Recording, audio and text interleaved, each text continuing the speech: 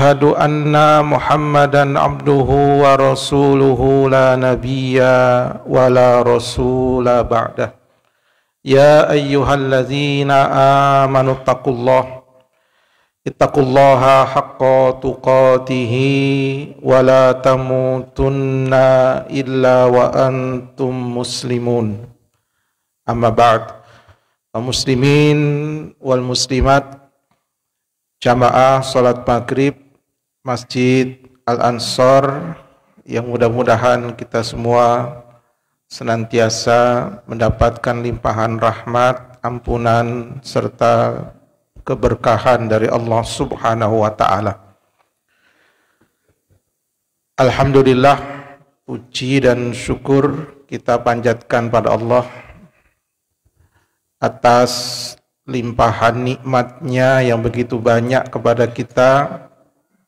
Pada malam hari ini kita bisa hadir di rumahnya yang mulia ini untuk melaksanakan salah satu kewajiban kita yang mulia juga.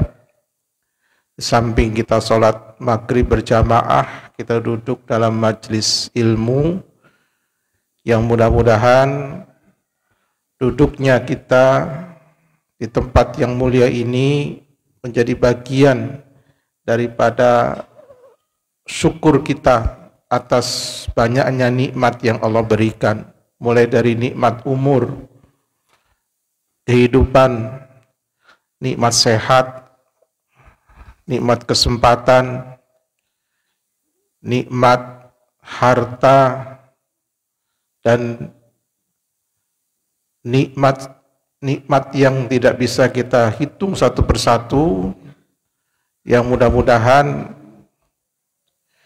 kita termasuk golongan hamba-hamba yang senantiasa Allah tambah nikmatnya, karena tentunya itu yang menjadi harapan kita semua.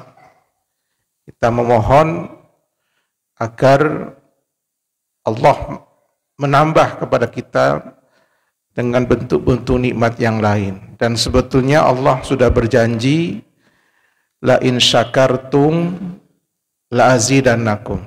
Kalau kita bersyukur, Allah akan menambah untuk kita dengan nikmat-nikmat lain yang sekarang mungkin belum kita dapatkan. Khalifah Umar bin Abdul Aziz itu pernah berkata, qayyidu an-ni'ama bisyukri lillahi ta'ala. Ikatlah nikmat itu dengan cara bersyukur kepada Allah.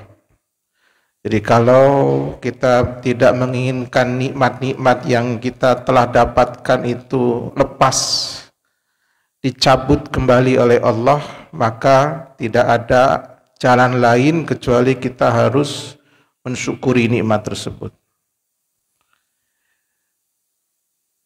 Dan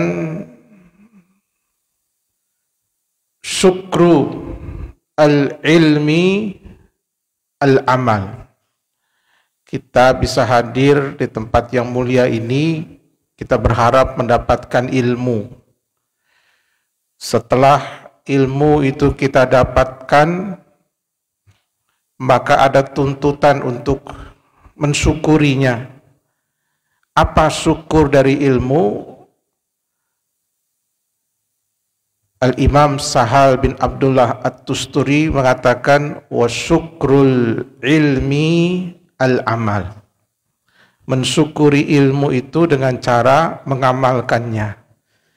Maka apa yang kita dapatkan dari berbagai majlis ilmu yang kita hadiri, ilmu-ilmu yang telah kita dapatkan itu, kalau kita ingin dikategorikan mensyukurinya, maka caranya dengan mengamalkannya.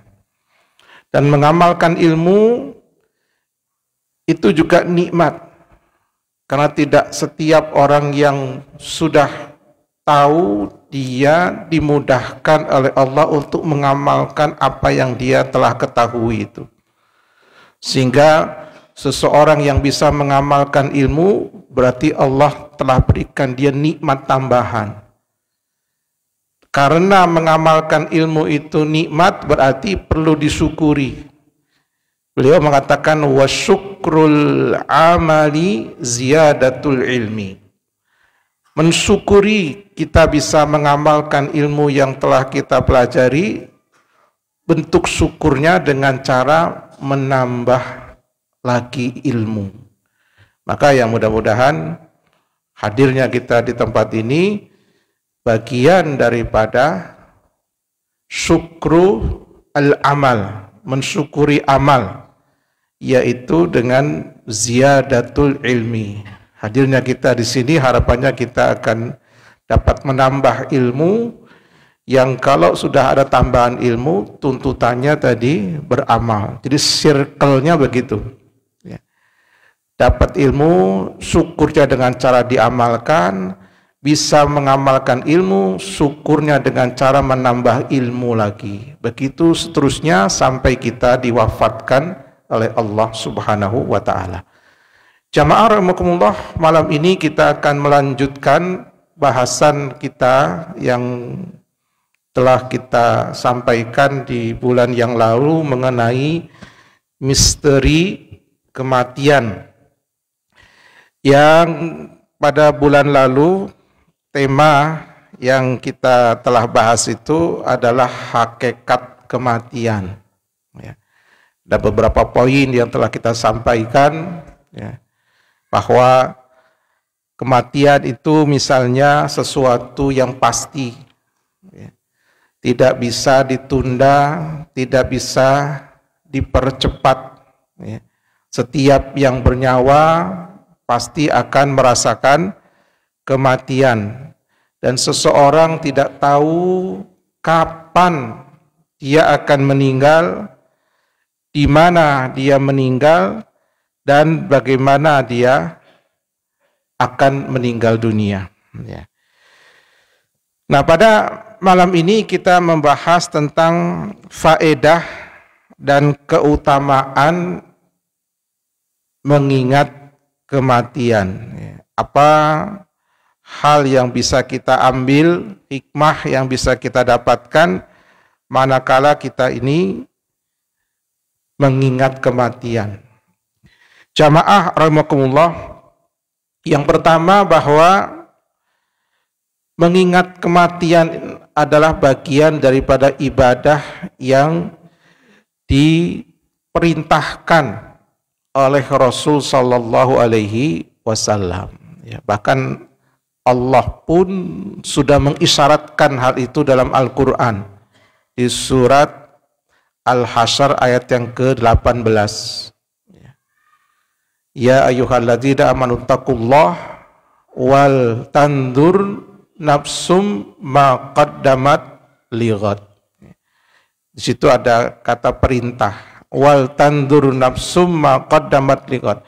Hendaknya masing-masing jiwa itu memperhatikan apa yang sudah dia persiapkan untuk menghadapi hari esok, hari kematiannya. Adapun dalam hadis Rasulullah SAW, misalnya dalam hadis riwayat Imam Turmuzi telah bersabda, aksiru zikra hazimil lazzat. Ya. Perbanyaklah, nah ini fi'il amr, perintah dari Nabi. Aksiru, perbanyaklah zikra, mengingat hazimil lazzat, sang penghancur kelezatan, yakni al-maut, yaitu kematian. Jadi kita diperintahkan oleh Rasul untuk bukan hanya sekedar ingat mati, bukan, tapi memperbanyak, aksiru, memperbanyak ingat akan kematian. Kalau sekedar ingat mati saja itu belum maksimal, ya. Tapi Rasul memerintahkannya untuk memperbanyak, ya. Memperbanyak mengingat kematian. Mengapa beliau sallallahu alaihi wasallam memerintahkan kita untuk memperbanyak mengingat kematian.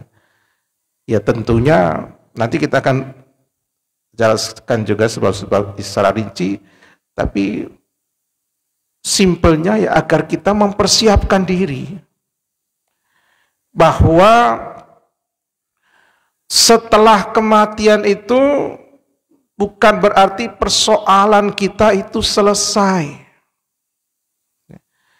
Justru hakikatnya nasib seseorang itu nanti akan bisa dilihat secara nyata pasca kematiannya.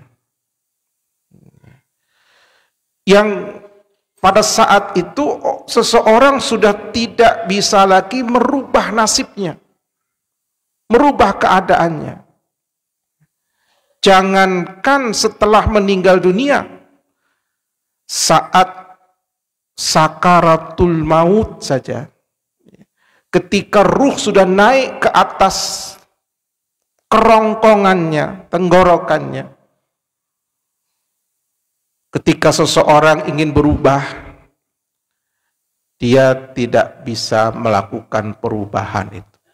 Ingin bertobat, dia tidak bisa bertobat. Itu contoh nyatanya adalah Fir'aun. Ya. Beliau di penghujung hayatnya itu mengatakan, amantu, aku beriman, bima amana bihi Banu Israel, dengan yang diimani oleh Bani Israel, yaitu Allah subhanahu wa ta'ala. Wa ana minal muslimin, aku termasuk orang yang berserah diri menjadi seorang muslim. Itu sampai diabadikan kata-kata itu oleh Allah di surat Yunus. Tapi kemudian Allah mengatakan di ayat yang berikutnya, al-ana waqad asaita qablu, apakah baru sekarang wahai Fir'aun itu engkau sadar kemudian bertaubat, sementara sebelumnya ini engkau durhaka. Wa kunta minal mufsidin, dan engkau termasuk orang-orang yang melakukan kerusakan di muka bumi. Sudah terlambat. Jadi padahal belum lepas itu nyawa dari raganya, tapi sudah tidak bisa merubah lagi, apalagi ketika sudah masuk alam barzah. Jadi Rasul memerintahkan kita untuk mengingat kematian agar ketika kita masih diberikan nikmat hidup ini, kita mempersiapkan diri sebaik-baiknya untuk menghadapi hari-hari, saat-saat atau masa-masa setelah kematiannya. Di surat Al-Mu'minun ayat 99 sampai 100, Allah sudah memberikan gambaran terhadap orang-orang kafir detik-detik sebelum mereka meninggal dunia secara umum. Hatta idza jaa ahadahumul maut qala rabbirji'un la'alli a'malu salihan fima taraktu kalla innaha kalimatun huwa qailuha wa min waraihim barzakhun ila yaumi yub'atsun. Sampai ketika kematian menjemput salah seorang di antara mereka. Saat itu dia mengatakan, wahai Robku, kembalikanlah aku ke dunia ini. Berikanlah aku kesempatan sekali lagi. Untuk apa? La'alli a'malu salihan fima taraktu. Aku akan perbaiki diri, aku akan beramal soleh. Apa kata Allah? Kalla, sekali-kali tidak. Bagaimana? Allah sudah memberi umur, ada yang 60, ada yang 70 tahun. Tidak cukupkah umur 60 atau 70 tahun ini untuk beramal, sehingga masih memohon beberapa menit ketika ajal sudah tiba untuk ditangguhkan kematiannya? Beberapa saat saja. Seakan-akan 70 tahun itu kurang, 60 tahun kurang, bahkan ada yang umurnya lebih dari 70 tahun. Jadi kalau sudah seperti itu, kesempatan memperbaiki diri itu sudah tidak ada. Maka ketika kita sedang diberikan nikmat hidup inilah, aksiru zikra hazimil ladzat. Ya, perbanyaklah oleh kalian mengingat sang penghancur kelezatan. Yang kedua, para jamaah, faedah mengingat kematian, bahwa mengingat kematian itu dapat melapangkan kehidupan. Jadi orang kalau ingat mati, malah hidupnya bisa lapang. Juga dapat memupus sifat tamak dan ambisi terhadap dunia. Orang kalau ingat mati, dia tidak akan ambisi terhadap dunia. Mengapa? Dia sadar bahwa hidup di dunia ini sementara. Jadi karena sudah cuma sementara, dia tidak ambisi muluk-muluk harus menguasai dunia dan segala isinya. Karena apa? Kalaupun dia kuasai, toh nanti kalau mati dia tinggalkan semuanya. Maka nggak terlalu berambisi. Ini disebutkan oleh Rasul dalam hadis riwayat Imam Ibnu Hibban dalam sahihnya, an Anas bin Malik radhiyallahu anhu qala Rasulullah sallallahu alaihi wasallam aksiru zikra hazimil ladzat. Sama awal hadisnya Rasul membuka dengan sabdanya, perbanyaklah oleh kalian mengingat sang penghancur kelezatan. Kemudian beliau sebutkan hikmahnya. Fa innahu lam yadhkurhu fi dhiqin minal aishi illa wassa'ah. Karena tidaklah seseorang yang mengingat kematian saat mengalami kesempitan hidup, kecuali dia nanti akan merasakan kelapangan. Justru ketika seseorang berada dalam kesempitan, ketika dia mengingat kematian, dia akan merasa lapang. Akan merasa lapang. Wala dzakarahu fi sa'atin illa dhayyaqaha. Sebaliknya, ketika seseorang mengingat kematian dalam kondisi lapang, itu akan membuat dirinya merasa sempit. Akan menjadikan dirinya merasa bahwa sewaktu-waktu kelapangan-kelapangan yang Allah berikan pada dirinya itu akan habis masanya. Sewaktu-waktu Allah bisa mencabut kembali. Apalagi kalau kemudian orang yang hidup di dunia itu membandingkan kenikmatan dunia yang telah didapatkan dengan apa yang dijanjikan oleh Allah andai dia masuk ke dalam surga. Tidak ada apa-apanya. Sehingga karena seperti itu, seseorang tidak akan terlalu ambisi untuk menghimpun dunia sebanyak-banyaknya, karena Allah telah menjanjikan wal akhiratu khairu wa abqa, wal akhiratu khairul laka minal ula. Ada dua-duanya ada. Jadi akhirat itu lebih baik dan lebih abadi. Akhirat itu lebih baik dibandingkan kehidupan dunia. Al-ula itu maksudnya kehidupan dunia. Al-akhirah itu akhirat terakhir, maksudnya kehidupan akhirat. Itu lebih baik dibandingkan kehidupan dunia. Karena dunia sifatnya sementara, kenikmatan-kenikmatannya pun semu, ya, terbatas. Ya. Orang kalau sudah makan kenyang, dipaksa makan lagi, muntah. Itulah dunia. Ya. Ya, seenak-enaknya orang merasakan makan, tapi dia punya kemampuan yang terbatas. Tidak bisa banyak-banyak. Orang yang biasa makan satu piring, meskipun lauknya enak, kemudian dia paksa makan 3 piring, yang terjadi apa Pak? Muntah. Sudah nggak enak lagi. Itulah dunia. Ya. Tapi kalau akhirat, orang makan tidak pernah merasakan kenyang.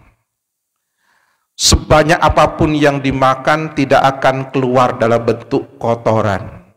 Itu akhirat. Ya. Jadi khairul laka minal ula, akhirat itu adalah wal akhiratu khairul laka minal ula wal akhiratu wa abqa, abadi dan kekal.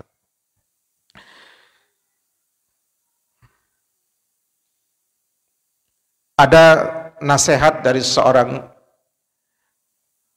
tokoh di kalangan tabi'in, yaitu Al-Imam Al-Auza'i rahimahullah. Beliau katakan, man aktsara dzikral maut, barang siapa yang memperbanyak mengingat kematian, kafahul yasir, ia akan merasa cukup dengan yang sedikit.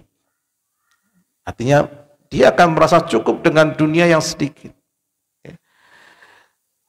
Andai kata Allah memberikan dunia kepadanya itu sedikit, dia tidak mengeluh sedikit pun. Ya. Karena ya tadi menyadari banyak pun akan ditinggalkan. Jadi kalau sedikit, toh juga hidup ini sementara. Karena orang ketika memiliki dunia dalam jumlah yang banyak, orang yang menggenggam dunia, yang dunia dalam genggaman tangannya, itu banyak yang tidak bisa memaksimalkan dirinya dalam beribadah kepada Allah. Sampai ada kisah yang populer meskipun tidak benar, Sa'labah, ya kan, yang katanya itu sahabat, padahal tidak benar. Sa'labah itu sahabat ahli Badar. Sahabat yang ikut perang Badar itu sudah dijamin surga oleh Allah. Idhab faqad ghafartu lakum, pergilah engkau, aku sudah ampuni dosa-dosa kalian. Jadi kalau dikisahkan Sa'labah ini ketika diberi domba, kemudian dombanya berkembang, sholatnya semakin terlambat, tadinya dia saf awal jadi saf kedua jadi masbuk dari ketinggalan tidak berjamaah, karena sibuk mengurusi domba yang semakin banyak, mengurusi dunia. Ya, kita tidak mengambil Sa'labah ini sebagai sahabat, tapi ini katakanlah ini ilustrasi di mana hal semacam ini sangat mungkin terjadi, bahkan banyak terjadi. Yang orang karena sibuk mengurusin dunia, akhirnya ibadahnya itu jadi sesempatnya. Padahal ibadah itu yang paling pokok. Allah ciptakan manusia itu untuk beribadah, bukan untuk mencari dunia. Meskipun mencari dunia bisa untuk ibadah, tapi banyak orang yang ketika mencari dunia melalaikan ibadah, itu masalahnya. Maka andai kata orang dengan banyak mengingat mati, kemudian Allah takdirkan rezekinya itu sedikit, dia tidak akan mengeluh. Mengapa? Toh tidak akan dibawa mati. Apalagi orang-orang fakir itu nanti akan masuk surga 500 tahun sebelum orang kaya. Ya. Jadi bisa duluan Pak masuk surga. Ya. Mengapa? Hisabnya ringan. Ya, ya wajar, hartanya tidak banyak, pertanyaannya juga simple. Semakin banyak hartanya, semakin lama dia diinterogasi. Karena kan dua pertanyaan harta ini. Min ainak tasabahu, punya harta 1 triliun. Nah, itu diaudit, dari mana saja sumbernya 1 triliun ini. Ya. Kalau yang hartanya cuma 3 juta, ya cepat auditnya. Sudah begitu ditanya lagi, wa fima anfaqahu, uang yang 1 triliun itu kemana saja engkau belanjakan? Itu ditanya, Pak. Yang uangnya tinggal 3 juta, tinggal gampang kan, bayar kontrakan rumah habis, misalnya. Bayar SPP anak selesai kan gitu. Oh 1 triliun, kan dia harus merinci itu. Wajar kalau, makanya tadi, andai kata Allah memberikan keterbatasan dari sisi ekonomi, tidak menjadikan orang-orang yang banyak mengingat kematian itu mengeluh. Kafahul yasir. Waman alima anna mantiqahu min amalihi qalla kalamuh. Barang siapa yang menyadari bahwa ucapannya itu bagian daripada perbuatannya, niscaya dia akan sedikit dalam berucap, karena ucapan itu juga akan dihisab.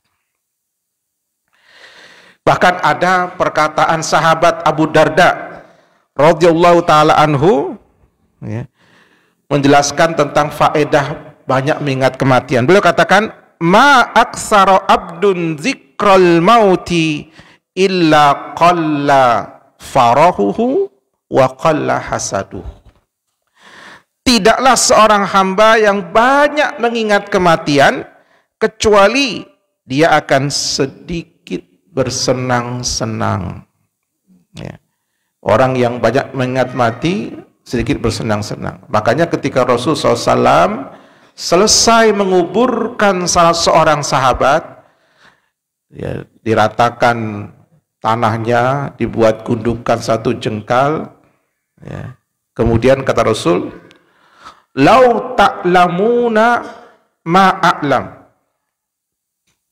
labakaitum katsira wala dhahiktum qalila, kata Rasul. Seandainya kalian mengetahui apa yang aku ketahui tentang kehidupan di alam barzah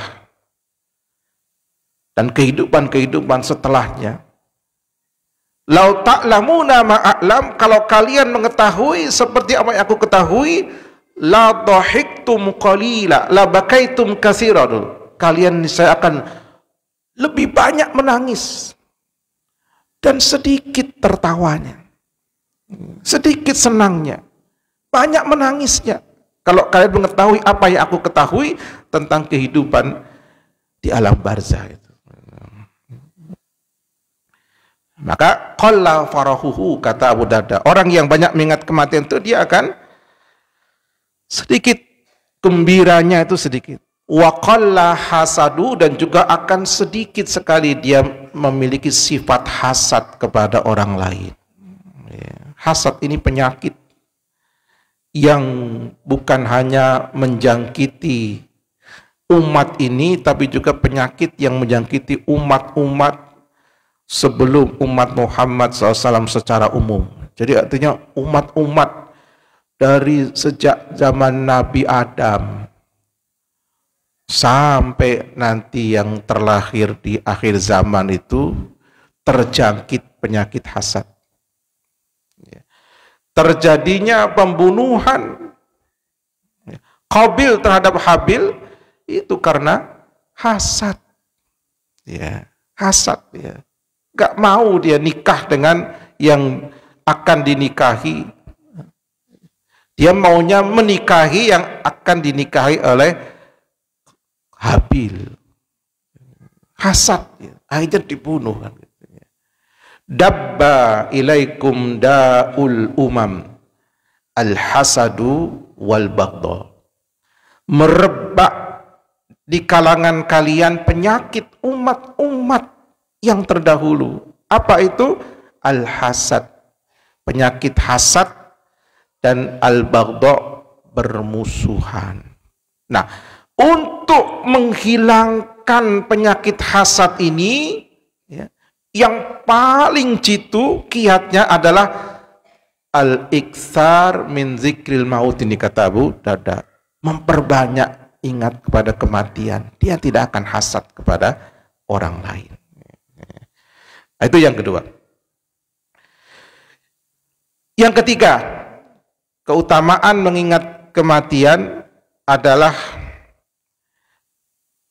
akan mendorong seseorang untuk bertaubat, segera bertaubat dari kemaksiatan dan menambah semangatnya dalam beribadah kepada Allah Subhanahu wa taala. Ada seorang salaf yang bernama Al-Imam Abu Ali Ad-Daqqaq rahimahullah, beliau mengatakan, man aktsara dzikral mauti ukrima bisalasati asya. Siapa yang banyak mengingat kematian, maka dia akan dimuliakan dengan mendapatkan 3 hal. Apa yang akan diperoleh oleh orang yang banyak mengingat kematian? Yang pertama, ta'jilut taubah. Buah dari banyak mengingat mati akan mendorong seseorang bersegera untuk bertaubat. Jadi ketika seseorang membayangkan bisa jadi saya matinya 1 jam lagi misalnya, mungkin bahkan kurang dari 1 jam kan gitu ya. Katakanlah 1 jam. Orang yang mengasumsikan kematiannya hidupnya tinggal 1 jam, mesti dia ingin mengakhiri hidupnya ini dengan tidak punya dosa. Dosanya ingin dihapus semua, dan caranya yang paling cepat itu ya taubat. Memohon ampun kepada Allah. Karena Allah sudah berjanji dalam hadis qudsi, Ibnu Adam, lau balaghat dzunubuka ananas sama. Wahai Ibnu Adam, seandainya dosamu itu setinggi langit, kemudian engkau datang kepadaku memohon ampun dengan syarat engkau tidak mempersekutukanku dengan selainku, taubat, tidak mensekutukan Allah, apa kata Allah? Ghafartu laka wala ubali. Aku pastikan aku akan ampuni dosa-dosamu sebanyak apapun, aku tidak peduli, kata Allah. Ini taubat itu akan menghapuskan seluruh dosa, termasuk dosa syirik sekalipun. Kalau seseorang bertobat darinya, ya akan Allah hapuskan, apalagi dosa selain syirik ya. Jadi orang yang menyadari bahwa kematiannya bisa jadi sudah dekat, dia pasti akan menyegerakan takjil, menyegerakan diri untuk bertobat. Tapi sebaliknya para jamaah, kalau kita ya tulul amal ya, merasa saya ini masih umurnya 45 tahun, berarti masih jatah rata-rata 15 tahun lagi kan. Masih lama hidup ini kan. Apalagi yang belum nikah kan. Saya belum nikah, masih lama matinya saya kan gitu kan. Ini kalau seseorang terbuai dengan keadaannya, terlena seperti ini, akhirnya dia akan menunda-nunda, bahkan mungkin bukan sekedar menunda, lalai dia, tidak ingat taubat itu. Malah karena merasa hidupnya masih panjang, maksiat dulu. Nanti di akhir hayat baru taubat kan gitu kan. Ini bahaya tulul amal. Tapi sebaliknya, ketika seseorang mengasumsikan kematian sudah dekat, ini akan mendorong dia untuk, satu adalah ta'jilut taubat. Yang kedua kata beliau, qanaatul qalbi. Hatinya akan qanaah, tidak ambisi dengan dunia. Kenapa? Bentar lagi mati. Orang kalau sudah mau mati, dia nggak akan memikirkan dunia, yang akan dipikirkan bagaimana bekal akhiratnya kan. Sudah nggak akan peduli dengan dunia. Yang ketiga, nah ini, setelah qanaatul qalbi, nasyatul ibadah, kata beliau. Orang yang menyadari bahwa bisa jadi kematiannya itu sudah dekat, maka akan muncul semangat yang kuat untuk beribadah kepada Allah. Dan itulah para jamaah yang dinasehatkan oleh Rasul kepada seorang sahabat yang datang kepada beliau yang meminta nasihat. Ya. Yang kasusnya pada waktu itu bertanya kepada Rasul tentang bagaimana supaya sholatnya itu bisa baik. Ya. Kemudian Rasul mengatakan, kamu kalau ingin sholatmu baik, idza shallaita fasalli salata muwaddi'in. Ya. Kalau engkau ingin sholatnya baik, dan nanti ini bisa dipraktekkan Pak Ibu sekalian ketika sholat isya nanti ini. Coba apa yang dinasihatkan Rasul ini kita praktekkan. Idza shallaita, kalau engkau ingin sholatmu itu baik, saat engkau sholat, fasalli salata muwaddi'in. Asumsikan bahwa sholat yang sedang engkau lakukan sholat terakhir dalam hidupmu, yang engkau membayangkan setelah ini tidak sholat lagi, bahkan mungkin sholat ini pun tidak selesai, saya sudah meninggal dunia, kan? Membayangkan seperti itu. Dalam hadis yang lain riwayat Imam Abu Dawud, Rasul mengatakan, uzkuril mauta fi salatika. Itu malah jelas sekali itu perintahnya. Ingatlah mati dalam sholatmu. Bukan suruh ingat dunia, bukan suruh ingat motornya yang belum dikunci, bukan suruh ingat kompornya ibu-ibu yang belum dimatikan ketika sholat. Kadang-kadang kita suatu pikiran tuh malah ketika kunci hilang itu ketemunya saat sholat. Di atas lemari tadi kayaknya itu. Ya, nyari kunci di mana-mana, ketika sholat malah ketemu itu kan. Padahal kalau kita sholatnya mau baik, kata Rasul, uzkuril mauta fi salatika. Ingatlah mati dalam sholatmu. Mengapa? Fa inna rajulal ladzi dzakaral mauta fi salatihi fahariyun an yuhassina salatahu. Karena seseorang itu ketika saat sholat dia ingat akan kematian, dia akan berusaha menjadikan sholatnya itu sholat terbaiknya dalam hidupnya. Mengapa? Setelah ini mati. Maka coba lihat orang-orang yang baik imannya, yang dihukum mati saat akan dieksekusi. Ada gembong narkoba itu kan. Siapa itu? Ferdi Budiman. Mudah-mudahan beliau husnul khotimah itu meninggalnya. Karena setelah di penjara itu dia ibadahnya luar biasa baik. Kita semua mungkin kalah dengan beliau itu. Meskipun awalnya gembong narkoba. Jadi hidupnya dihabiskan dengan sholat, dengan zikir, dengan tilawah, dengan amal-amal baik, sampai menjelang akan ditembak sama regu tembak itu. Mengakhiri dengan mengucapkan kalimat thayyibah. Ini luar biasa, Bang. Ya. Jadi kalau seseorang mengetahui kapan akan meninggal dunia, dia bisa merencanakan diri dengan beramal.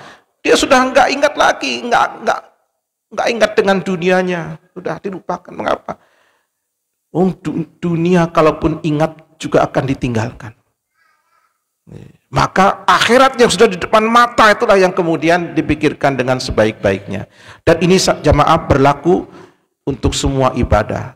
Saat kita tilawatul Quran, asumsikan jangan-jangan ini tilawah yang terakhir. Kita akan menikmati tilawah. Ketika kita berinfak, asumsikan jangan-jangan ini infak yang terakhir. Nggak mungkin kalau infak terakhir cuma 5.000 Pak, kalau ada 100.000 mustahil.